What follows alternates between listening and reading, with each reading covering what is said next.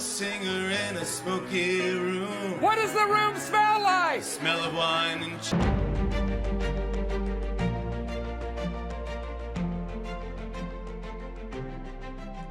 I'm going to start with some cat updates. Yeah. My poor cat. Yesterday, everything was normal. 5 p.m. Slur comes down. He wants love. He's not the most lovey cat, so when he wants love, it's very significant. Mm-hmm.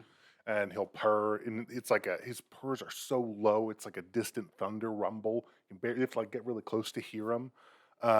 He was lovey, rubbing all over, being a cute kitty cat. Mm-hmm. And then an hour later, we were just in the kitchen, and we noticed he's walking a little weird. And Grace looks at him, and she's like, "Is your tail okay?" Because it was just kind of like, meh, like a dead fish. Meh. And then I was like, uh-oh. And so I lightly touched his tail, and goes, like he hurts him. And I'm like, oh, fuck. What happened? And me being the panicker, I'm like, 911, get him in the car. We're going to the hospital. Mm-hmm. Grace is like, take a second. Take 1 second. I literally just saw a TikTok with this exact thing. And it was crazy. Like, the two angles the TikTok shows are the exact angles we took pictures of. We have the it's the exact same thing. And it wasn't an emergency. So we took him to the vet the following morning, which is this morning. It happened at like 6 p.m. last night, 6:30 p.m. last night. So, but we did have painkillers on hand, which is gabapentin. So he was sedate, calm, separated from the other cats. Okay. And then, so we went in, and he has 2 little puncture wounds on his tail because he got in a fight with the older cat who bullies him, and it got infected. So now he's on antibiotics. And he's doing okay. He's asleep right behind me. I saw him when I came in. Yeah, I put my shirt down. I'm like, I'm going to wear this shirt today. And he lays on it. He's like, I need this shirt. So, Man. Poor Solaire. I'd do anything for our cats. I'd do fucking anything. I love our cats. Yeah. How about you? What do you got going on? It is funny that you're a pet panicker. That you and Leslie are the same in that way. When anything is wrong with Hilo, she is ready to run to the hospital. Why are you not? Because do you want Hilo to just get no? Get I over love it? Hilo. Yeah, but because very few things are an emergency.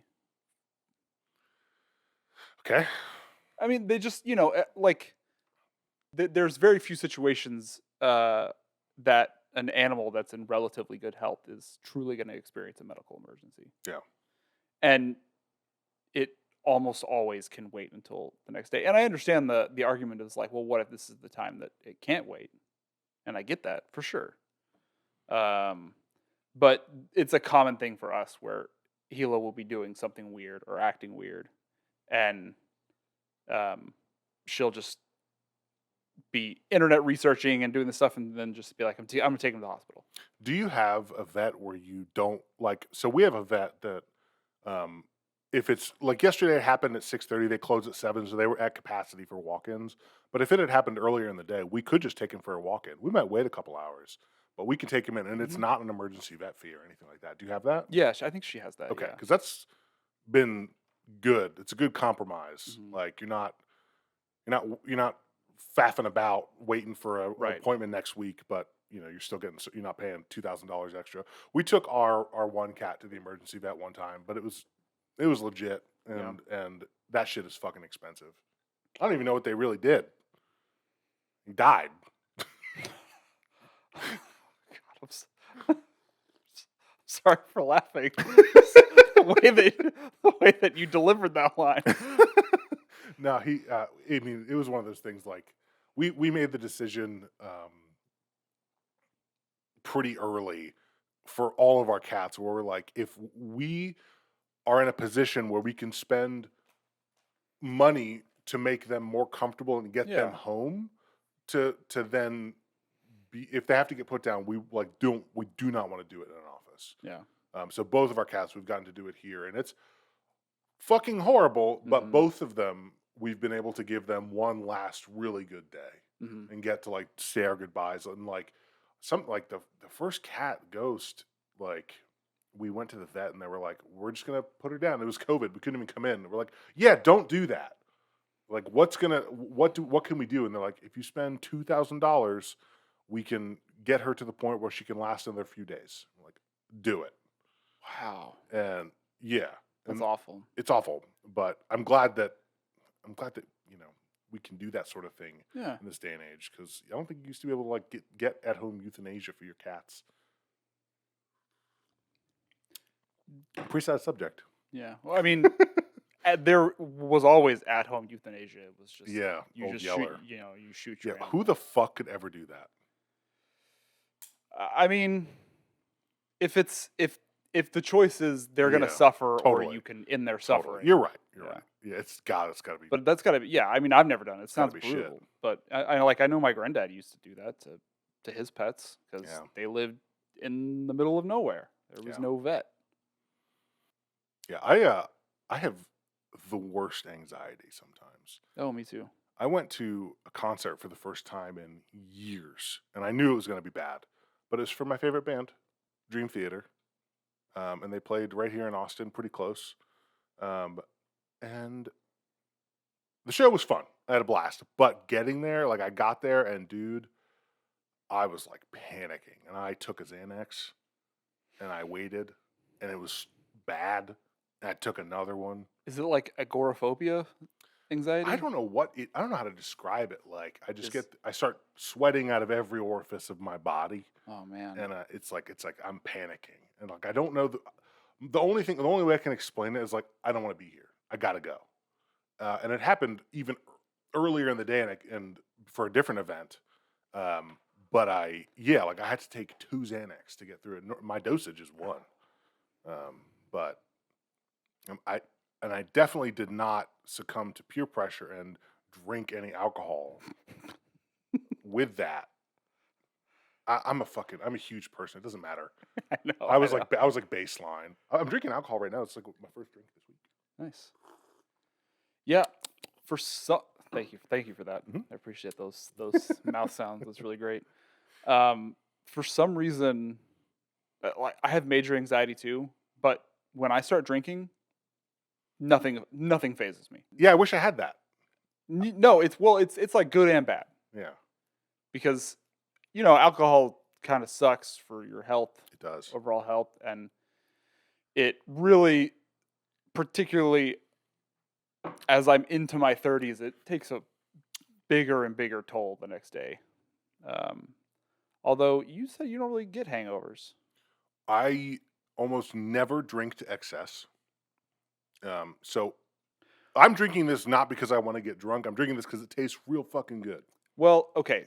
So even when I feel like I don't drink to excess, I still can get hangovers. Something I actually just read about the other day was that supposedly 20% of the population doesn't get hangovers. They're just immune to hangovers. I have definitely gotten them. Okay. So you're not one of those. Definitely not immune. But in my adulthood, like I can't think of. It's like if you meet the requirements of drink enough water and get 8 hours of sleep, that's all I need. Like I'm good. But I don't. Again, I mean, sometimes I drink a lot, and I'm still okay the next day. Like the days when I'm trying to get drunk, like I'll drink like a case of something. Yeah. My problem with drinking is that I've gotten a lot better about it in the last few years, but I was particularly bad about it in my 20s. Is that I don't have an off switch. So like once I start drinking, it's a snowball effect for me. That I'll just want to keep drinking and drinking and drinking and drinking, just more and more and more and more until I pass out. Do you puke ever? I only once in my life. Once in a while, that's pretty good. Yeah. Because puke drunk is bad. That's bad. Yeah, but I black out drunk a lot. Really? Yeah. Like you don't remember parts of the night? Oh, often. I can't think of a time I've done that. I don't know what it is about even situations where I really didn't think I had that much to drink, I will be essentially blackout drunk. But I will, when I hit blackout drunk stage, I'm still up and drinking for another several hours. That's crazy. And I just won't remember those last few hours. I remember one time getting blackout drunk with Adam Baird. I had had some lady problems, not with Grace, with a previous I relationship. think I've heard this story. Yeah, and Yeah. maybe I told it on the podcast. It doesn't matter. I lost like an hour or two. That was about it. Man. But that's crazy. Yeah, it's really weird. Do you combine alcohol with other things? No, I used to a lot, but I try to not do that anymore, except for sometimes weed. Doesn't that? I remember when I was a kid and I smoked weed and I drank, it would like give me the spins, and that would make me feel like I was gonna puke. I would just be really nauseous and I hate my life. That can happen. Weirdly enough, though, if I found that if I get high before I start drinking, I'll drink a lot less. Huh.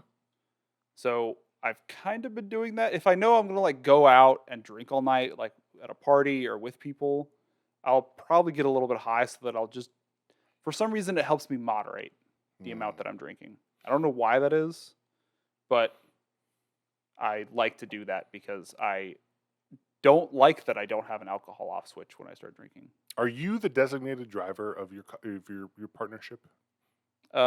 We take turns. Take turns? She DDs more often than I do though, because I'm sorry. Is Leslie the DD? That's what I meant to say. it depends. Sometimes we'll go out and I'll DD, and I'll have like one drink. But she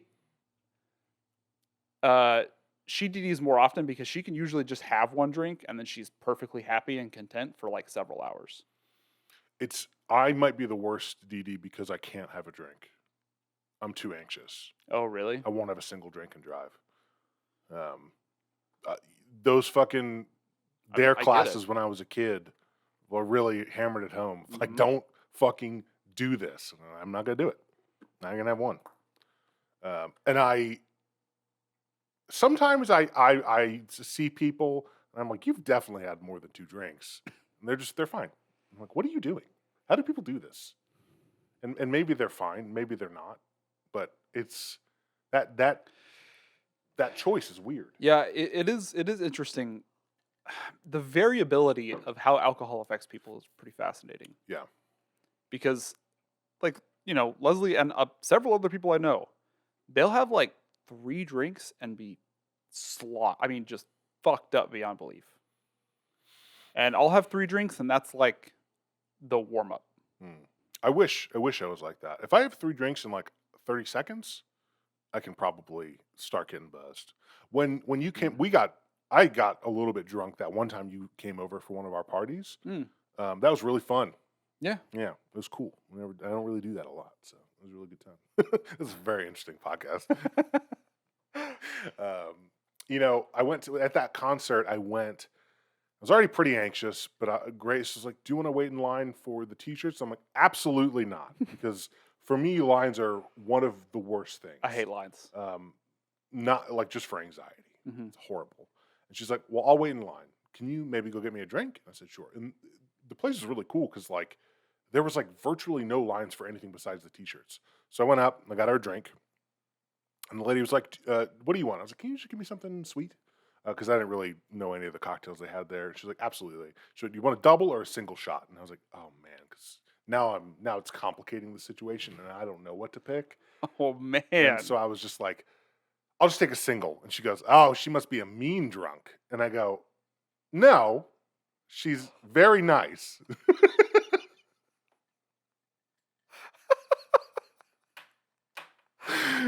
And that's weird. And I just took the drink and I left. And then like Grace went back successive times to get more drinks, and she was like, I asked her for the drink you got me, and she says she remembers you, and that we're a very cute couple. Great. Do you feel like that often happens to you? Like out in the world, social interactions end up being awkward and uncomfortable? Occasionally, sometimes I either do that where I panic, or sometimes like I don't have the right boundary. Like I'll give you an example. So I'm doing a little bit of social media contracting, and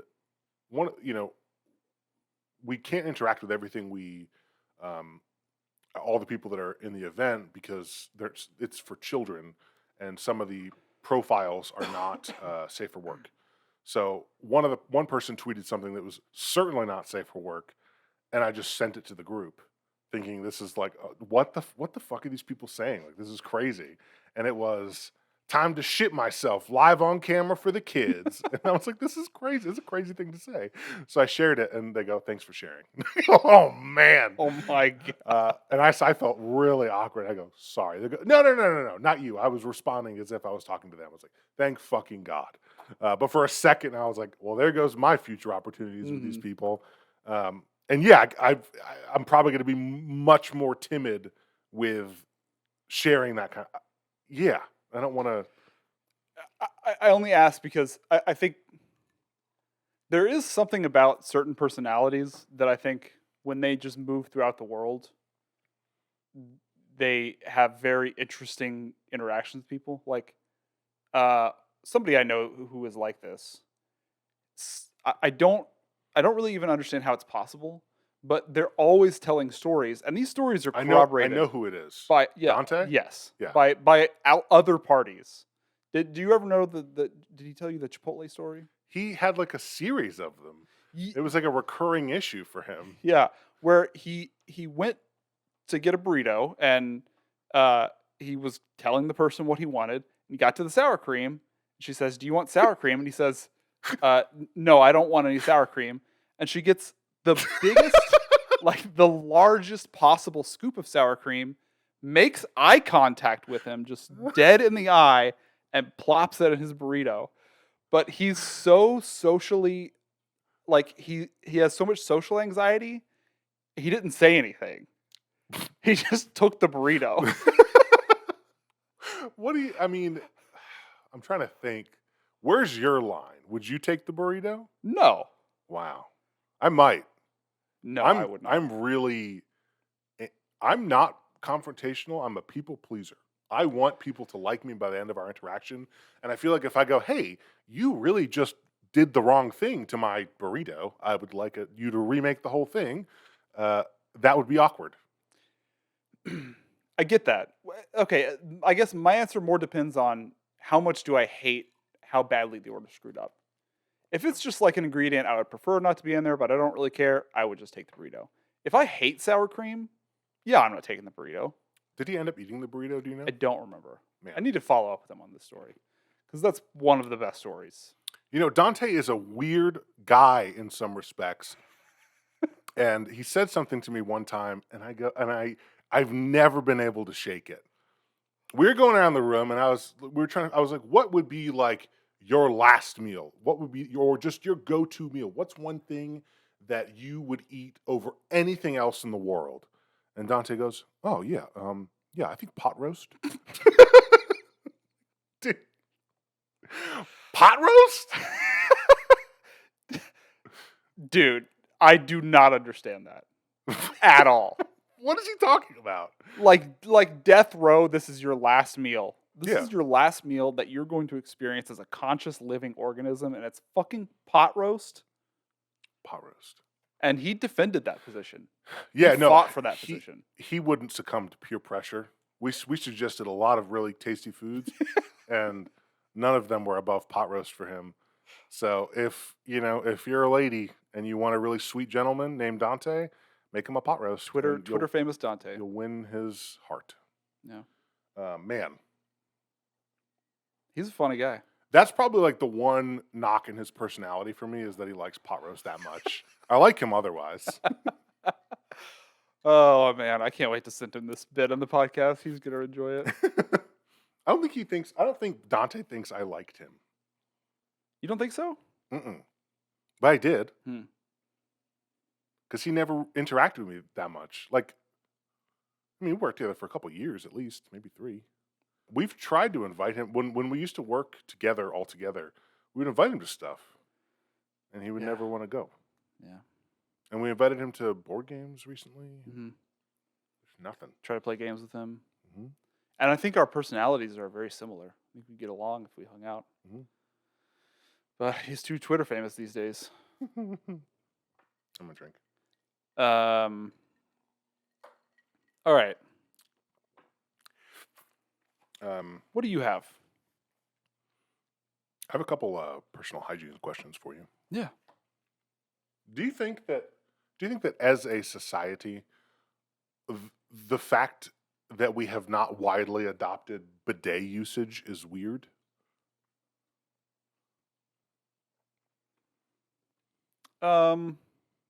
Maybe a little weird. Have you used a bidet? Yeah, they're great. They're great. I don't have one though. I wish I did. I'm thinking about it. The only thing that's really stopping me is my master bedroom doesn't have an electrical outlet near the toilet. So I'd have to like get one installed Oh yeah. or ran. Or I could put it in the guest bathroom. But I feel like it's maybe a little weird to have a bidet in the guest bathroom, but maybe it's not. I mean, Yeah, I'm pooping there anyway. I'm wiping my butt there anyway. Is it that weird that I'm cleaning my butt in a different way? I guess not. Yeah, I mean, I think bidets are great and certainly more hygienic than the Western approach. I don't know how. I know they have them in Japan. I don't know where else in the East they have them, so I don't know if Western is even the. So I know that certain countries in the Middle East definitely use bidets. Yeah. Or other methods of using water that I don't fully know, so I'm not going to try to explain. Yeah, I would love to have one. I've heard they're kind of a pain in the ass to install, and two, yeah, I don't have electrical outlet in my toilet. You can do a non-electrical one, but then you're gonna have real cold water on your booty. But there's non-electrical ones if you want. Yeah. I don't know, man. I've been looking at my consumables bill, and I spend like $35 to buy my toilet paper. It is so expensive. It's so expensive. Per toilet paper. per like case of toilet paper. Yeah, no, but how much? 36 rolls, maybe. But what the length of time does that last you? A week? I'm just kidding. Oh my fucking god! I would say somewhere, but I mean, I actually don't know. I feel like it's at least a month, but maybe it's a little more. Okay, that's just a weird thing to be. That's a weird line item to be, I guess, worried about. 30-something bucks. Well, when you shop for it and you buy it all at once, you're like, that's a lot of fucking money. Just like I put toilet paper and paper towels in my cart because I do What do you mean you buy it all at once? Because I buy the pack at once. I buy my consumables at the same time because they run out. Oh, you buy a case, yeah. So when I put that in my cart and it's like you're at $50 and you have two things, I'm like that sucks. I hate that feeling. And I probably use way less toilet paper if I had a bidet. Because, no, sometimes you're wiping until you fucking bleed, bro. Mm-hmm. You're just going at it. And also, like, if I pooped on a table, I wouldn't just wipe it off, right? I'm going to clean it. Yeah, okay. It's different. That's the part of the argument. I've heard so many people make that argument. Like, if you had poop on your hands, you wouldn't just wipe it off with a paper towel. It's like, yeah, no, because I use my hands for everything. I don't touch my mouth with my butthole. No, you're right. I agree with that. I agree with that 100%. But I 100% agree with you on the wiping too much, which is a problem I think a lot of people have that I don't think many people talk about. Wiping too much? Yeah, having to wipe too much because of, I guess it's called incomplete evacuation. I haven't looked up the name, so it's where you don't get all the poop out of your butt. So you're just wiping. It's just like wiping. To quote Parks and Recreation, it's like wiping the tip of a marker. Yeah, interesting. And then what? Yeah, I agree. I mean, I have that. It's too many toilet paper. It sucks. It sucks. Yeah, no, it sucks. I agree with you. If I had a bidet in my downstairs bathroom, would that be weird for you? No, I'd probably use it. Okay. That was my next question. Would you use it? Yeah. Okay. And I don't think that would be weird. You go to public toilets in Japan and they have all would that be weird for you, for me to use it? No. Oh, okay. I think they have self-cleaning ones, so I don't have to worry about it. But I'm cleaning my toilet anyway, and people poop and pee in it, so yeah, who really cares? I went to a murder mystery party, a vampire murder mystery party. It was pretty cool. It was a big party full of people I did not know. Okay. It was pretty cool. But one thing that happened was it was a party for our friend. Okay, this is people that are like within your social circle. Yes. So it was our friend. And they had a party at their friends. They held it at their friend's house, and they invited us and a bunch of their their friends. So we didn't know most of the people there. But so me and Grace went separately, and I go, and I got there, and I knock on the door, and no one answers. But I hear everyone inside. It's the right house. And I call Grace. I'm like, no answer. And so I text her. I'm like, hey, I'm here. Can you let me in? No answer. And so I just wait there, probably like 10 minutes. And Grace comes out, and she's like, you could have just come in. And I was like, but I couldn't, because I don't know these people. Yeah. I don't know these people's house. But then after I came in, they put a note in the door that said, just come in.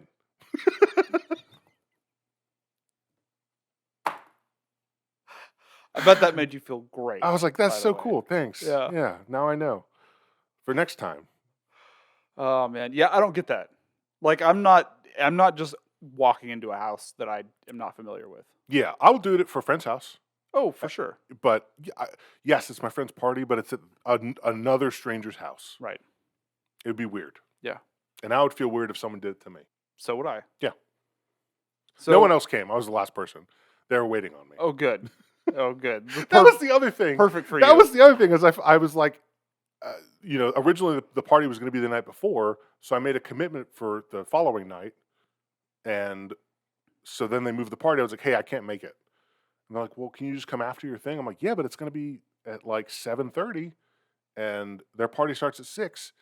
And so I got there at 7:30. They're like, okay, he's here. We can start. And I'm like, what the fuck, man?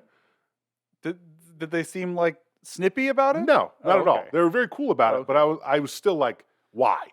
But they were like, we were just chilling and getting set up. No one was really thinking about it anyway. But it's very interesting. Okay. Until the killer got way too drunk and on the first round basically confessed to killing. He read the final thing in his sheet, and it was like, great, dude. This thing that they spent months setting up, you fucking just blurted out. And like, some people were drunk enough that they didn't catch it, but like me and a lot of other people were like, dude, what an asshole. Oh my god. Yeah. If I had set that up, I would be fucking livid. Yeah, that was a big lesson learned, is like, don't do this with people that are super drunk or inconsiderately drunk, Mm-hmm. or inconsiderate drinkers. Yeah. I think I really don't mind drunk people, but if your drinking affects other people, it's a fucking problem. Yeah. They ruined this part. They didn't ruin it, but like they ruined like the fun of it, which was trying to figure it out. Yeah, like if you're drunk in a situation that is not calling for that level of drunkenness. Like if you're out at a bar with a bunch of other drunk people, everybody's drunk, fine. If you're in a party, a murder mystery party where some amount of your wits is necessary, don't get that fucking drunk. Yeah. Also, like, the guy who did it was my friend whose birthday it was. It was just like her coworker that they invited. And it was like, a random draw of who got to be the killer. Right. And there was maybe 2 people at that party that were like too drunk, and he was one of them. Cool. And it was like 30 people participating. God. It was like, fucking A. So, yeah, the rest of it was just kind of for show. But it was fun. Yeah. That's cool. I was Van Helsing. It was cool. That's awesome. What do you got? What do I got? Do you want to take a TikTok journey with me? I do. Are we talking about the lip syncers? Yeah. Yes. Yes. And I have one to share with you that I just thought of after this. Okay. You're gonna really like it. There's a few that we need to get through. Okay. Because I'm going to walk you through this bizarre path I walked down the other night. Okay, the first thing that I wanted to go over, and if you're aware of this, maybe we don't even have to watch these videos, because I would prefer never to watch any of these videos ever again. Have you seen this really gross trend of girls doing this like infantilization shit on the internet? Yeah. Now, I know this has been going on for a while. Like, this isn't like a new phenomenon that I've discovered, but it's really gross. And these people have so many views and so many followers. Yeah, so essentially their shtick is to be a sexual content creator, but their image is that they are like as infantile as possible. Right. Very high pitched baby talk almost. It's it's like deeply disturbing. It is almost without a doubt like tapping into an audience that like shouldn't be tapped into. It's Right. creating content for people that like people that are young, and that's not okay. Right. So it's weird. So that's where this started. Okay. Was on this subreddit. This subreddit I found called Word Chewing, and I was just hate watching all these videos. So here's one. Everyone underestimates me, but then they turn their back and I'm like, boo! And they're like, what? Yeah, that makes me want to die. Mm-hmm. But that's... I've seen that person, and I've seen that video, I think, and I really hate it. Yeah, and that is among the most tame of what I'm about to show you. So let's just jump right to the next one. Crunchy cool. Strawberries. Guacamole. That was spicy. Roses. Yum! Cute. Cake. Yum! No spicy. Everyone drink water.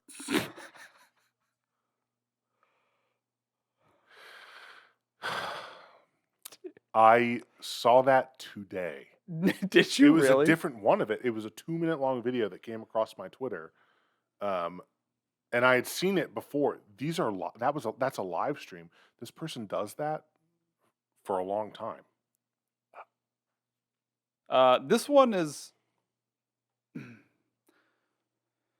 Let's just watch this one.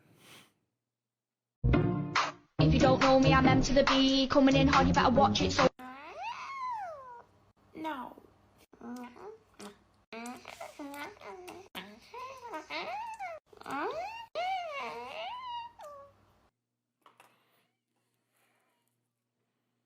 Yikes, dude.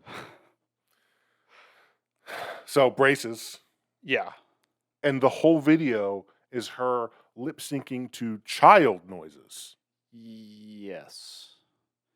This is infantilization. Yeah. It... Child noises, and in the creepiest, most uncomfortable way possible. Yeah. And I had seen a few more of this specific girl's videos on the subreddit and on another similar subreddit, and it's all this stuff. It's like a person in their mid-20s acting like a clueless baby, just like doing weird things and making goo goo gaga sounds. Yeah. And you know what? This is probably the very tip of the iceberg of this sort of content out there. Totally. Do you think that the peanut butter? I don't know what the fuck that first part was. Do you think that's a fetish for someone? I don't know. I thought that was what the video was going to be about when I first clicked that link. So I don't know what that had to do with the rest of it. Dude. Okay, so that was the gross part. Mm-hmm. So I've got two extraordinarily cringy ones to show you. And then these two cringy ones led me to the final section, which I'll cover after we watch these. But let's jump into this. Just a small town girl Where does she live? living in a lonely world. Does she stay there or was she traveling? She took the midnight train going anywhere. Thank you. So only a small town girl, right? Just a city boy. Oh, there's more people. Where's born he and from? raised in South Detroit. I've never been there. I heard it's nice. Took the midnight train going. So they both took the same train and went to the same place. Gotcha. A singer in a smoky room. What does the room smell like? Smell of wine and cheap perfume. Those things smell bad. One of the top Reddit comments on this video, or maybe it was a different video, which made me laugh really hard, was If you'll excuse me, I need to go wash my mouth out with a revolver. That's how I feel. That is... Who can, like, do that and put it online and not... I don't know. What are they doing? But this will get to the real final question that I've had about all of this. It's a good question to ask who films this and puts this online. But the better question is who fucking watches these things to create the demand for them? Is it all rage bait? Someone on Reddit. It could be. It could just be they know it's cringy and uncomfortable and people will interact with it. Because of that. It's really oof, that was rough. I guess this is gonna be rough too. This one, yeah, get ready. Princess way too long. Barbie's had a gun with no safety on. Barbie needs to listen when I fucking talk. Barbie thinks Ken is about to get shot.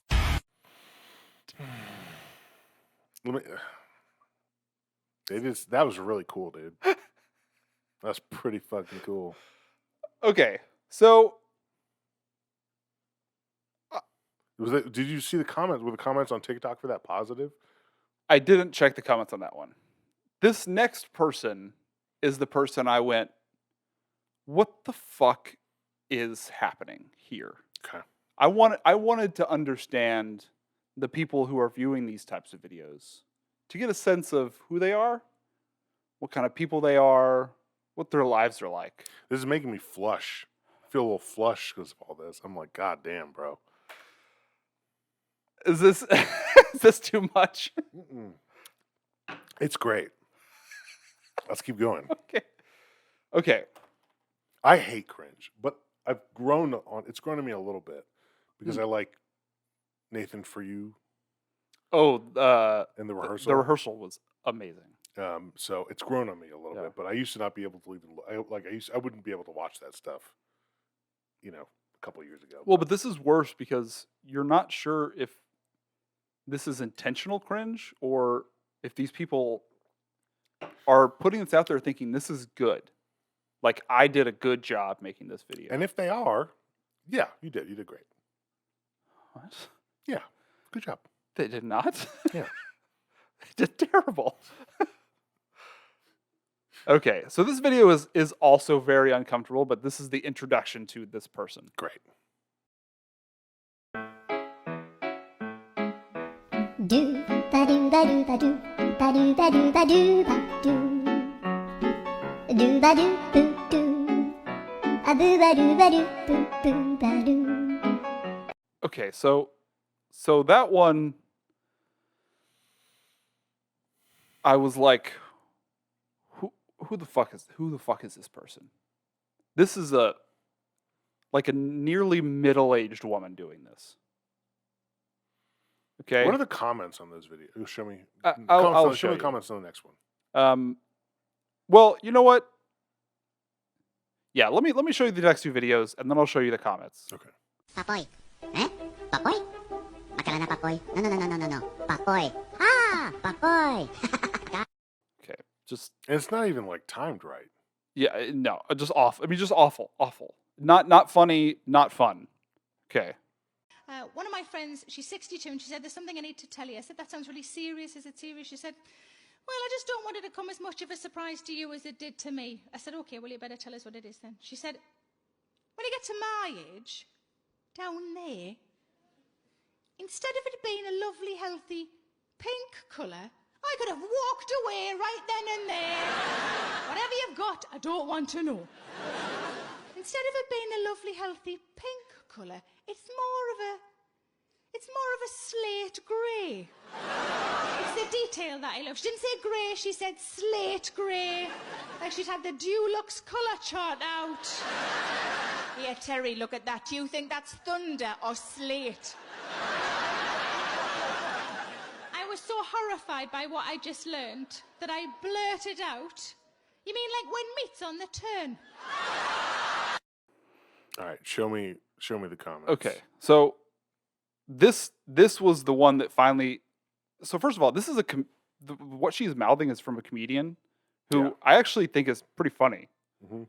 Sarah Milliken, and It's ruined now. well, one, it's a little ruined, but like, this is what people are making content of. They're standing up, they're taking somebody else's comedy routine, they're mouthing it for a TikTok video. What the fuck is this? Dude, this is bizarre. But I need to know what the comments are. Okay, Show me so comments. here we go. Brilliant. Have a great day. Laughing emojis. Ah, I love it. That is hilarious.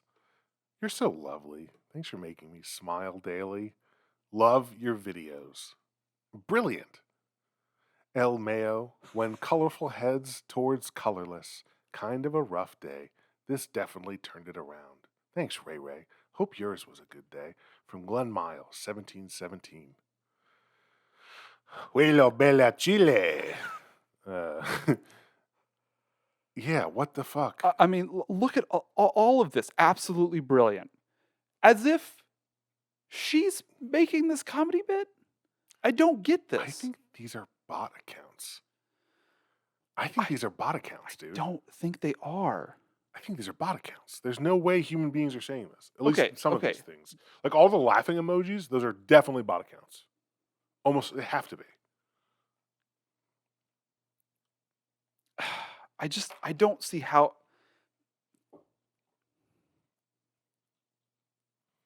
How can there be that? I mean, all of her videos have at least 50. Oh, no, okay, I don't say all of her videos. I've watched like 7 of her videos.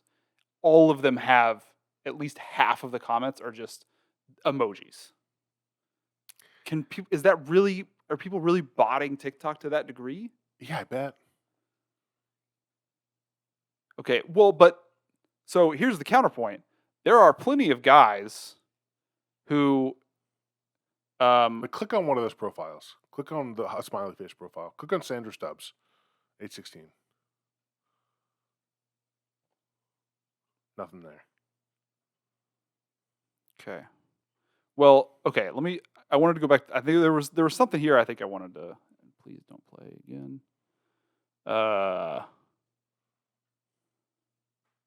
mean, again, on this video, it's just ridiculous. But there was one. So the thing I'm noticing about all these comments, not a single one is about the video. It's all generic. Like you could write these from a generic comment database for funny video. Nothing is referencing anything in the video.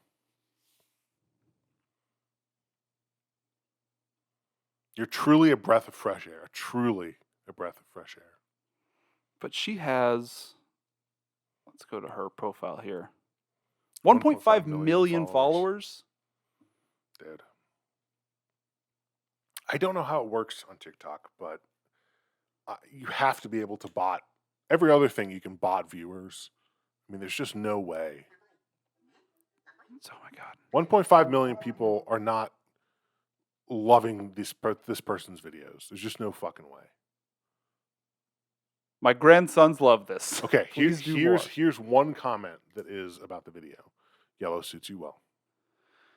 And hey, and liver failure. That was a good one. There were a couple of comments I wanted to point out. I just can't find them now. And maybe it was on a different video. So But, stunning. So stunning. She's a minion. She's a minion. Right. She's so stunning. Where was it? It's the wrong video? I don't know. No, this is the minion video. Okay, I'm gonna go back to this one. Dude, I don't know what happened to it. I like looked up this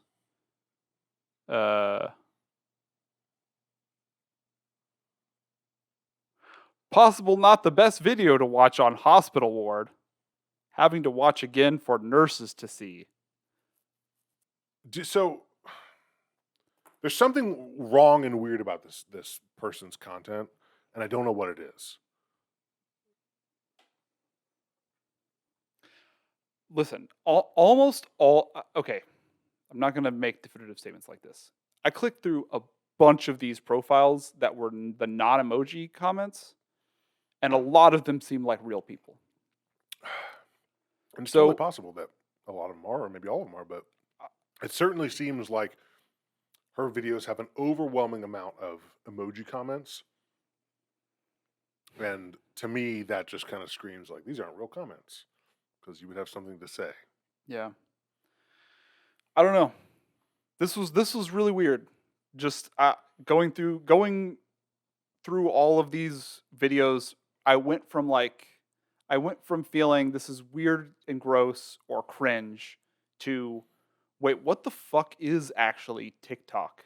Like, what are people actually doing on this platform?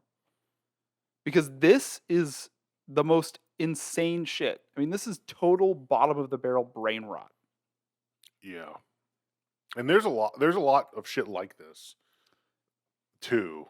Like, she has, just scrolling through, she's got like, she just repeats videos over and over. Like, there's she repeats them as in she re-uploads them, or she just does the same thing multiple does times? the same thing over and over, but like that is a TikTok thing. 4 weeks apart. That's a TikTok thing.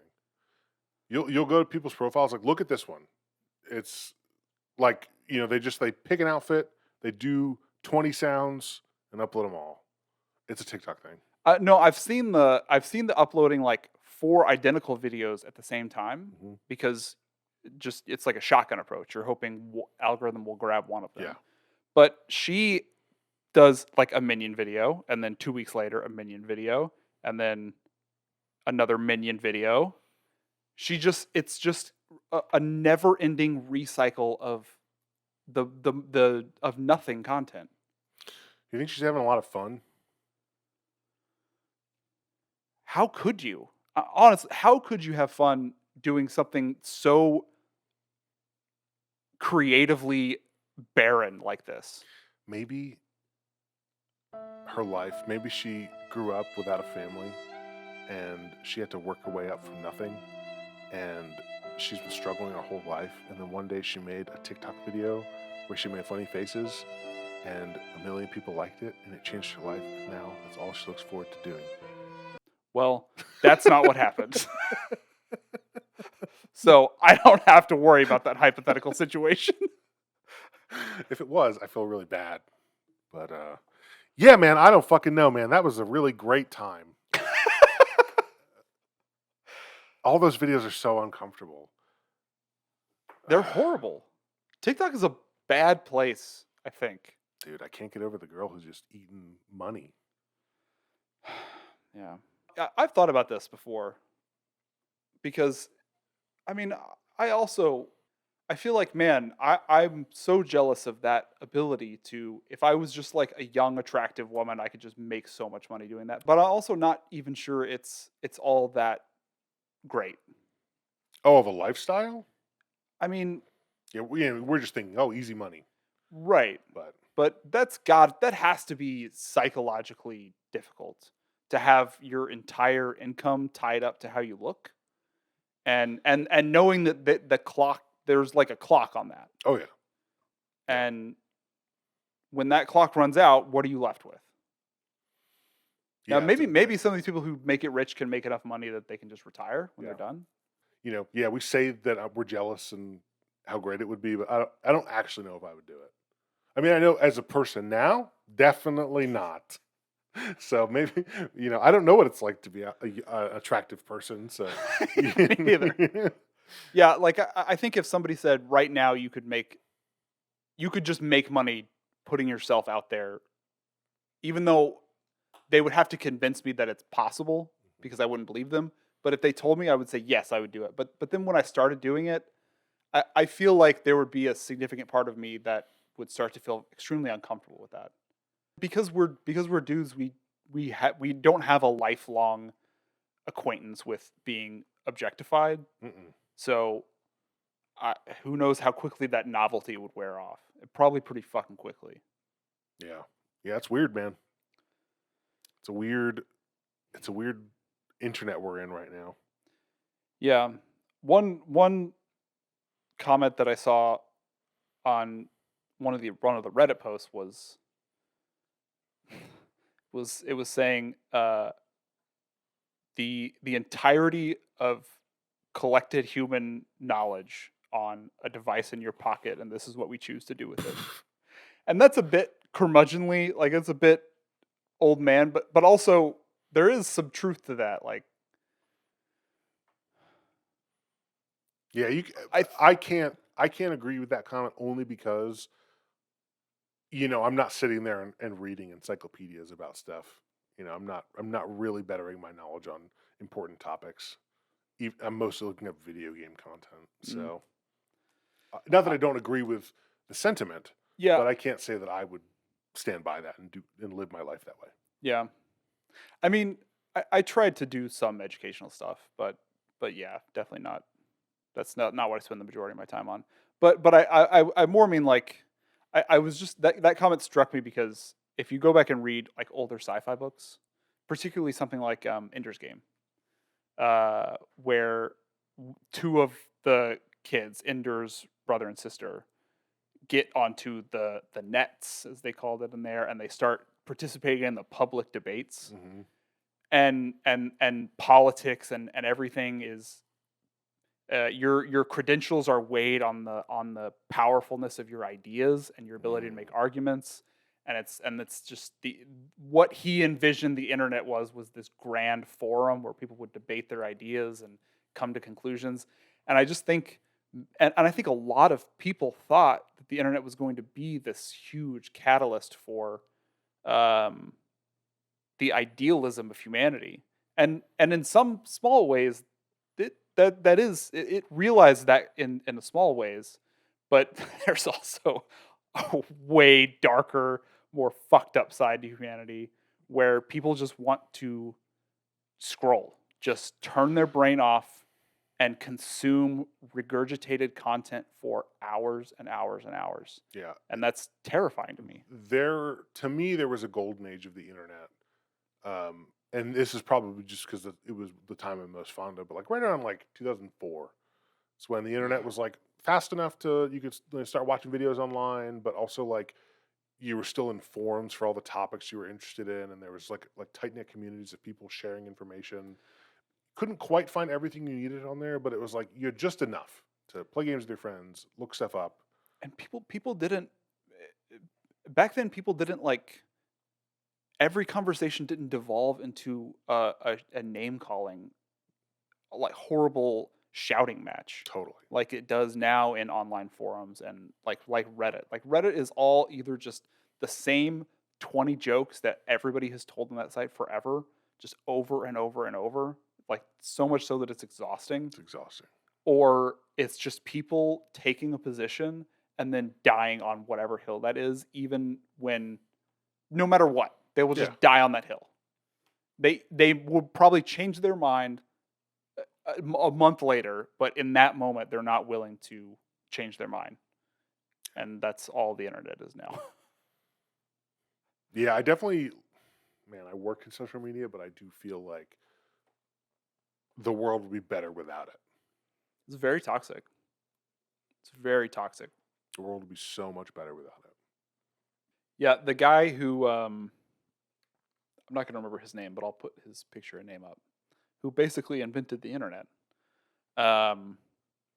He was so idealistic about it, and he refused to patent or control his invention. He said that shouldn't be controlled by anybody. That everybody should have it. Everybody should have free access to the internet. And man, like what an incredible, that dude would have been a billionaire. Yeah. Like what an incredible human being, and such an idealist, and like literally putting his money where his mouth is. And how depressing must it be to see things happen the way they've happened to one of your inventions? This is starting to take kind of a really depressing turn. Yeah, but it's yeah, man. It's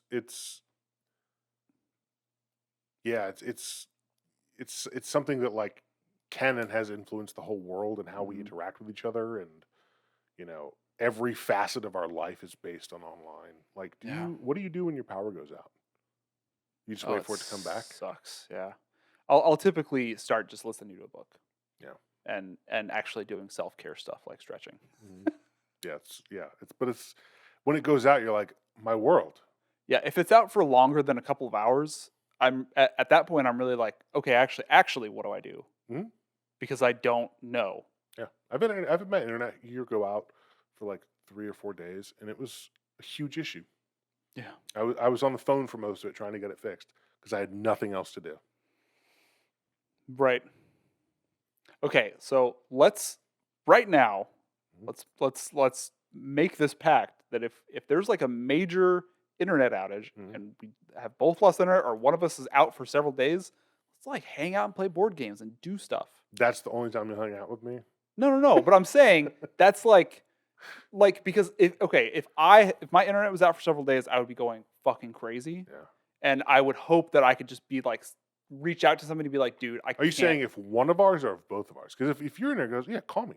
Yeah, no, I'm saying if one of ours goes out. Okay. If both of ours goes out, that's definitely what we're doing. What else the fuck else are we gonna do? Totally. Yeah, man, we haven't played board games in way too fucking long. I know. We started making it a regular thing for like 2 weeks, and then we're like, let's not do it again. Well, I keep saying let's find a night, and then we keep not doing it. Yeah. Don't put this on me. Look at the Discord messages. The last Discord message about board games was, yeah, and let me know about a time for board games. Is this on me? It is on you. Yeah. Shit. I mean, it's not really. Like, I could have followed up, Hmm. and I thought about it, but I was like, he's busy. I don't want to bother him. And that's okay. Oh, That's life. okay. Well, I'm not busy this week. Me neither. So if I don't say anything, it's because I've literally forgotten and I'm just lost in a miasma of my own depression. Yeah. I was lost in video games for a couple weeks, and now I'm doing I don't have a job, but I'm doing some contract work for this week. I forgot how fucking great working is. Yeah, it's good. It feels good getting shit done. It feels really good. I'm on Vyvanse, and it is the most frustrating drug Mm-hmm. because I can't be on it every day. Otherwise, my blood pressure would be really high and my life would be ruined. But when I'm on it, I'm the best employee Mm-hmm. or person to get stuff done ever. Mm-hmm. Like, when I started this week, I needed to do some prep, and I sat there for fucking 6 hours doing the most boring thing, but I got so much fucking work done, and it didn't bother me. Yeah, it's great. ADHD sucks. And I'm like, is this how normal people function? They can just sit there for 6 hours? Yeah, I think that is how normal people function. It's brutal. Yeah. I mean, that's why I struggled so much in school. Like I had days where I would really try to study in college, and I would be like reading my textbooks, and I would be reading the same sentence over and over and over because I kept reading and not comprehending, and then I would just get furiously mad and just like throw my book across the room and quit and go play World of Warcraft because I just could not focus on that stuff. Yeah. And it sucks. I have trouble reading physical books still. I've never tried to read a book on Vyvanse, but maybe it would work. But like reading physical books, I can't really do. I get too distracted. Yeah, I could. The only way I was able to do it was in college was when I was smoking cigarettes, because like nicotine is kind of a stimulant. Yeah. And that was the only way I would sit and drink coffee and smoke and just chain smoke, and that was the only way I could actually read and comprehend a book, and that sucked. Sucks. Yeah, man. But I'm glad that drug exists because, goddamn, it makes work days Yeah, it's very helpful. I'm so good at it. You can't get that drug anymore. You can't? No, it's a not? name brand drug, so expensive. Isn't it? I think like it's at a point where it's getting close to like going generic. I think so. It's like it takes 3 years or something like that. Yeah, something to but go it's probably generic. gonna be another year before there's a generic version, I think. Or no, it takes more than 3 years because it's been out for like a decade almost. But, yeah.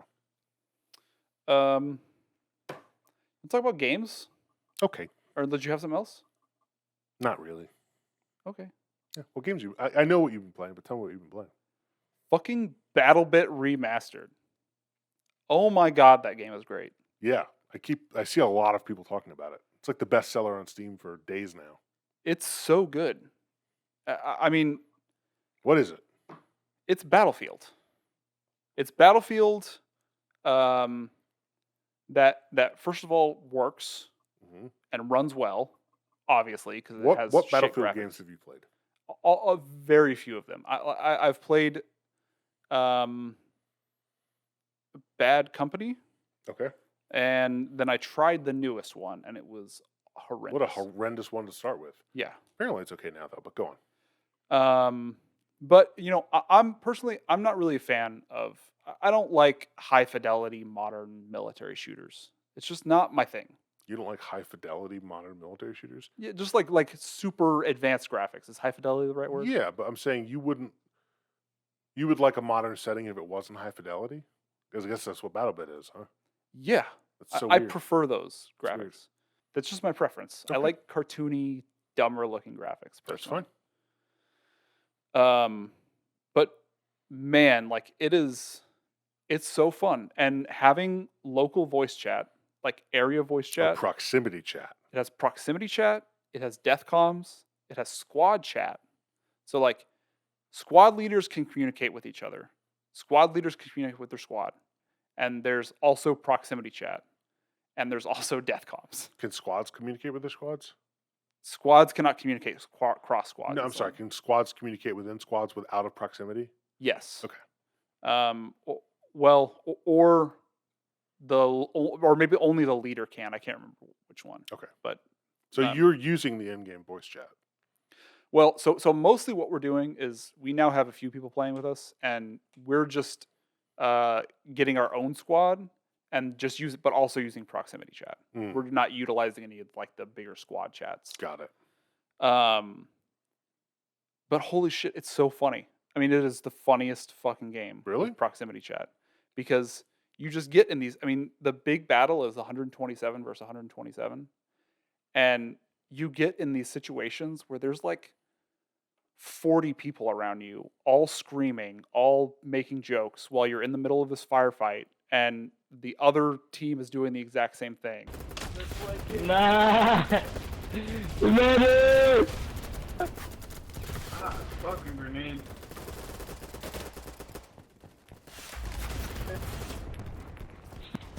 You're a legend. You're a legend.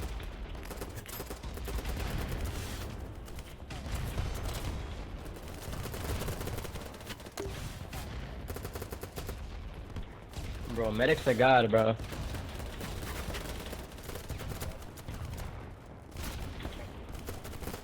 Oh, God is a god. Love you.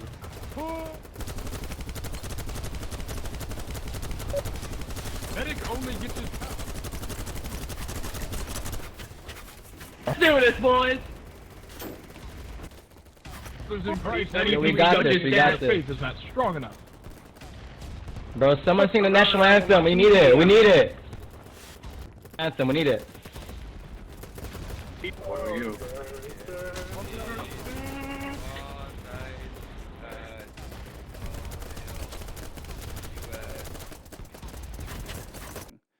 And it's just so fucking funny. Man. So you have different classes in that game.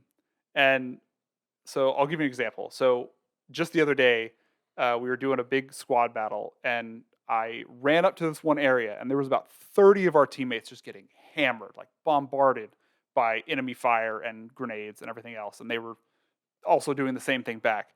And we had just, whenever you get shot, like knocked down, medics can revive you and also heal you. So there was like 6 or 7 medics just prone, healing and reviving people. And one of the medics was like, "Stand and shoot, boys, stand and shoot." And it's just so funny to me. Like, people are screaming, people laughing. And then at one point, like a tank showed up down the street corner, and they were like, "It's a tank, run!" Dude. It's just chaos. And that's what I love about those games.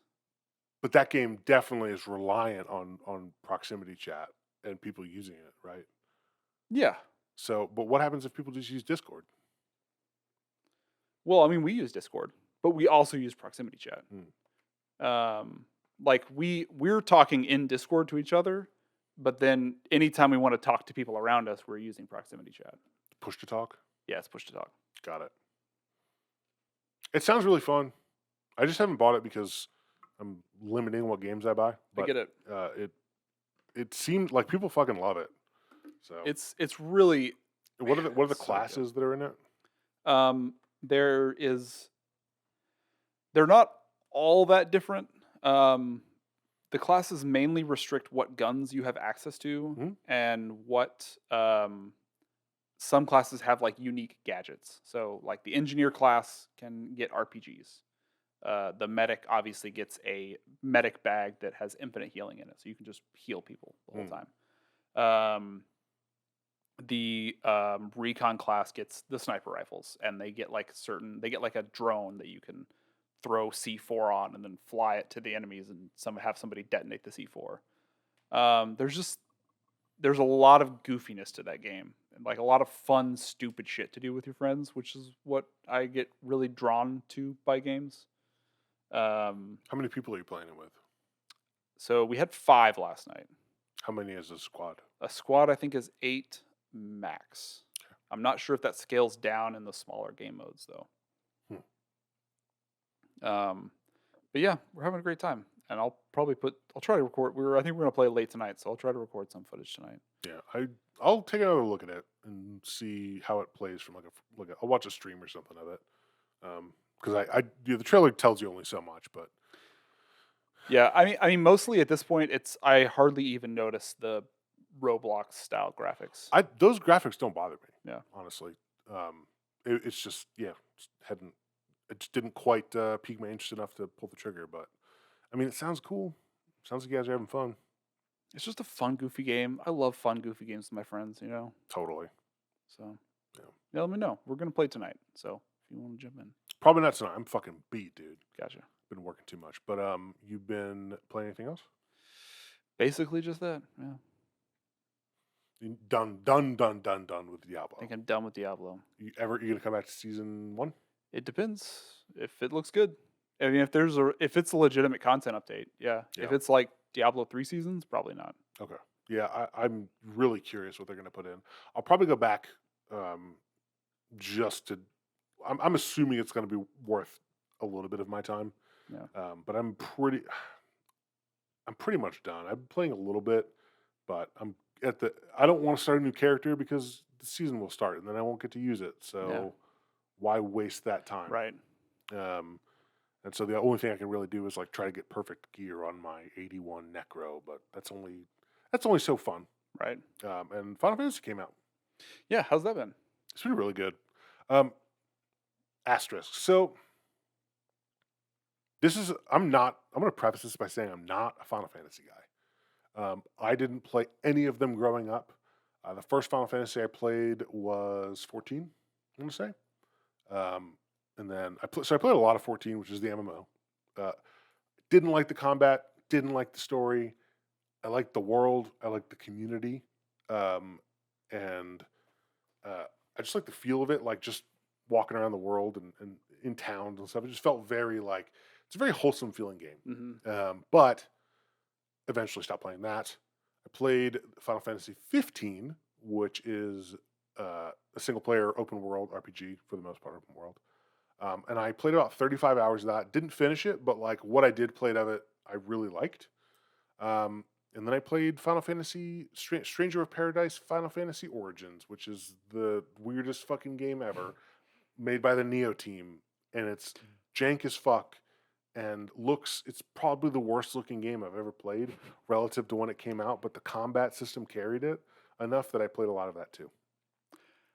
I enjoy games like that. Games that are, by most objective measures, bad, but there's just something about it that grabs onto you. I just love this part of this game. I'm going to keep playing it. Totally. And that game is that, like, map design, visuals, performance, story, everything about it is awful, but the combat is really good. Yeah. Itemization is pretty bad. Everything, but the combat is like fun enough that I'm like, yeah, I want to try out all these classes and see what they're all like, and I want to beat the game. And so that's it. I skipped every cutscene because they were so terrible. I had one game like that. Sorry to interrupt your Final Fantasy spiel, but Worlds Adrift. Did you ever play Worlds Adrift? I did. So that was, by all objective measures, a bad game. I don't want to say that. I don't agree. No, I loved that game. I mean, and I'm not joking. That's probably one of my favorite games ever. It was beautiful. It was super peaceful. I thought it looked great. It ran like absolute utter dog shit. Yes. And it never really got all that better. It was always laggy, always stuttering. There was just bugs everywhere. I mean, every time you tried to do something, something broke. It was an MMO from from a studio that came from I Am Bread and Surgeon Simulator from Bossa Studios. It was very ambitious. But I could not get enough of grappling hooking Swim around the around? island. Dude, I could not get enough of it. And so much fun. And I would go back to play that game just to build a ship and fly somewhere and just grapple around. It's super sad that game had such a short life. Yeah. Well, they're redoing it. Yeah, I was gonna say, aren't they doing something with it? They're basically they're gonna try again. Okay, yeah, we think we have something here. Let's do it again, one more time. That's basically it. Hopefully, my biggest issue with that game was like getting started. It was just like open PvP, so people would just like shit on you while you were getting started. Like, I couldn't really get past that. Yeah. But I wanted to. They fixed that in the last leg of that game's life, and I was gone. Yeah. So that's good for the next one. Maybe they'll be. But it's good to know you liked it too. So we should keep an eye on that and play it when it comes out. Definitely, dude. I want to play MMOs, man. I like them. Yeah. But Final Fantasy is so. I can't really compare it to other games, but it is a little bit different in that, like, the world design. It's I would say it's a pretty good looking game. It runs kind of poorly, but I like the way the game like looks like as a whole. But it's not an open world game. The game itself is very linear.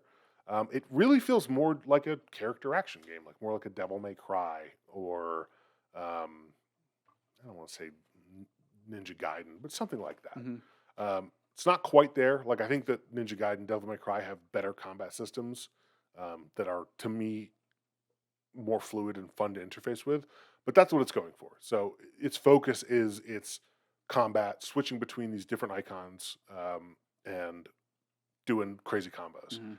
And as I've gotten better at it, I've definitely had more fun with the combat. I know when I talked about the demo, I was like, I'm just kind of spending my abilities. It's more than that now. Like, now I'm sort of weaving stuff together. I'm still not great at it, but I'm trying.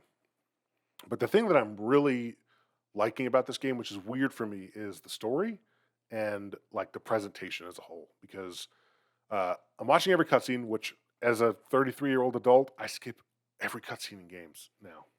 But this one, I was like, I'm trying to see why else am I playing this game? So I'm going to watch it. Do you skip every cutscene in single player games? Mm-hmm. Whoa. Mm-hmm. That's weird. Yeah. Because I play games like, I mean, Dark Souls are really short cutscenes, so I'll watch those. Yeah. But like Neo, I skipped all of them, and then I just went and looked up a little video. Oh, man. Okay. Because I don't care. That's fair. But you never get... Well, okay. Yeah, I guess this may answer the question. I was like, do you ever get sucked into the story? Which sounds like you actually are getting sucked into I do. Yeah. Like, sometimes, like, God of War, I started... Like, what was that? I have no idea. I did watch, cutscenes in God of War and Last of Us and stuff like that. So I would say, like, for big AAA third-party games, I will. But, like, the smaller ones, a lot of times I just skip them. I guess I shouldn't say I skip all of them, because I do watch some of them. But, like, Final Fantasy 14 is a good example of a game where I skipped all those fucking cutscenes. And that whole game, the best part about it is its story. I don't know any of it. I don't know who these guys are, what they're doing. But this one, I'm loving them. And I think it's like, to me, it's good enough that, like, I kind of wish I was just watching it as an anime or something, or as a Netflix show, because it's just really fun to watch. And the in-between combat, a lot of times you'll just, like, while you're going from point A to point B in your quest, you'll just run into, like, incidental enemies, and I try to avoid them, because I'm like, I don't care that much. Like, you're not getting a lot of, like, you're not getting a lot from them. There's no real loot. You're not getting a lot of stuff exploring the world. Like, you will literally walk around the world and see, like, a sparkling icon. Like, you, like, go out of your way to go get it, and it's 2 gil. And to give you an idea, I have like 50,000 gil right now. So picking up 2 gil is a complete waste of time. Cool. And that's just purposely placed there. Yeah, like the some reason. Yeah, the items in the game are just lit up like sparkling. You see them from far away, so you know you want to walk over there and pick them up. Or there's sometimes hidden chests around. But yeah, for the most part, there's nothing good in those besides crafting materials, which you have a wealth of. And like the itemization is not good. Like so the swords do actually change the way you look. I was wrong on that. But like there's nothing so far in like the 6 or 7 swords that I've gotten that is anything different than just damage. Like I beat the Icon of Wind and I got her sword and I was like, cool, this must do like a wind attack. No. And then like 5 minutes later, the shop updated and was like, hey, you want a new sword? I found it. And I bought that and it was way better than the one I just beat this fucking god to get. Asian RPGs and MMOs, I think you said this last week, they seem allergic to doing interesting things with gear. It's crazy how fucking boring it is. But the story is very interesting and compelling, and I love being able to pause the cutscenes and look up lore so I can get a little bit of a better idea of what's going on. Because that's a huge problem in some of those games. I'm like, who the fuck? What are they fucking talking about? Why do they care about these crystals? And then you're like, oh, let me just find out. And then this has a sense of like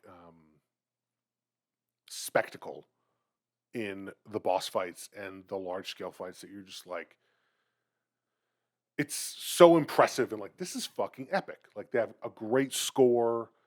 You feel like you're fighting a fucking god, which you are doing, kind of. I think the icons are quite gods, but they're huge elemental beings that there's 9 of or something like that. And it's a big deal, and it feels like a big deal when you're fighting them. So in those respects, I'm really enjoying it. Combat is, for me, fine. I like it somewhat, but it's not my favorite. And like the rest of it, it's just okay. But like, I'm going to go through it to see the story. But like this has made me feel like I want to go back to that shitty Final Fantasy game that I played, the one that the only thing as good as the combat, and I want to play that more because you fight Dragoons in this game, and Dragoons are the best class ever, and I just want to play that. And I said that to you last week, and then I was like, oh, I can. I just got to go back and play the other game. Again. I forgot that game existed. So that's that. Yeah. But I like it. It's not my favorite game in the world, but I really like the story so far. Cool. Yeah. Cool. Well, extremely belatedly, I finally watched the Starfield deep dive. Okay. My overall impressions of Starfield, I wrote in all caps, Really? There's some things that look really, really good about that game. And there's some things that look very Bethesda about that game. Start with the good. Okay. That is on the good. The good is the ships. The ship customization, having this base that travels with you that you can upgrade and customize, and changing parts of the ship, change its functionality. Fucking love that. I mean, absolutely love that. Yeah. That's all I've want. Like I want a game like that so bad. The space combat looked pretty good. Yeah. It looks like it'll be a lot more fun to play than to watch. Like when I was watching it, I was like, okay, this looks pretty good, but like the more I watched it, the more I thought like this is probably going to be very fun to play. Yeah, I can't remember. Does that game have systems like you adjust your? I think it does. Like your levels of power to each system, like thrust or shields. I might be wrong. I didn't note that down if it does, but now that you say that, maybe you just implanted a memory in my brain. But that I feel like they said something about needing to balance those aspects out on the ship. So, so those are my pros. That's it. Okay. Let's hear the negatives. The voice acting seemed across the board pretty bland and bad. Now, to be totally fair, we didn't really get a lot of it. Oh, you got the adoring fan? The adoring fan? You didn't play Oblivion. I have not played Oblivion. So in Oblivion, there was a character with bright yellow hair, that would run up to you at random times in the game, and he was your most adoring fan. Oh, that's And- what that fucking guy was. Yeah, and that's what that guy was in that Cool. direct. But to be fair, the voice acting in most Bethesda games I don't think is very good or interesting. It never struck me as bad. Like I played Fallout 4. Fallout 4 I watched all the shit for and listened to all the dialogue, and it didn't strike me as bad. I didn't like Fallout 4. I don't like most Bethesda games, to be totally honest. I liked Fallout 3. And I liked New Vegas a lot. And did you like the story elements of, like, what makes you like those games more than 4? So New Vegas I loved because it had a phenomenal story. Like it had a really well put together main storyline. Totally.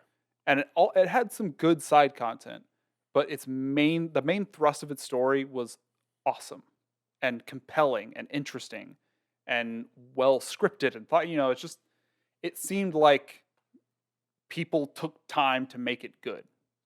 Whereas in Fallout 4, it seemed like it came across to me as if the writing and development of different storylines was all done by different teams, and they all had they were all fighting for their own stuff because so little of it worked together, and the quality variance in the different paths and factions you go down was so like wildly different. I don't know. It felt so disjointed, and there was no like narrative cohesion to Fallout 4. Okay. But that is just like symptomatic of open world games, and it's why I hate open world games. Because it's just, here's 1,000 things to do. None of them are all that interesting, but there's a lot of like okay stuff to do. So anyway, I was a little bummed that there was no like co-op or multiplayer, but also I wasn't expecting that. Yeah. But I'm still bummed because all I ever really want to do in life is get on a spaceship with some friends. Should play Star Citizen. Yeah, but I'd be playing Star Citizen. I know you said it's good right now. I'll check it out eventually. I'm not saying it's good or bad. I'm just saying it is a game. Yeah. A lot of people think it's just like this thing where you walk around your hangar. It's a game. You Yeah. can try it one day. I'm not. I don't need to try it, or play it. But I did like what I did. Yeah. I'll try it one day. One day. I will try it one day. The other negatives were, I assume every planet's going to be just have one biome. That's I would be shocked if that was not the case. And every planet. Why does that bother you so much? Well, I mean, we're in a sci-fi universe where you're exploring planets. Well, you think you're not. It's not going to be No Man's Sky where you're walking around a planet from end to end. Not that you could do that in No Man's Sky because they're so big, but I'm assuming because you don't fly, you don't get on your ship and it's like a cutscene to get out into space. Totally. I guess it's the problem I have with procedural generation. Procedural generation is just the lamest quantity over quality. There is some games that do it well, but I think those are very few and far between. And if every planet is going to be a procedurally generated monobiome, why do you need 1,000 planets? I think that the planets are crafted, and the things that are populated, the things that the planet is populated with, are procedural. So your planet will look the same. I did not get that impression.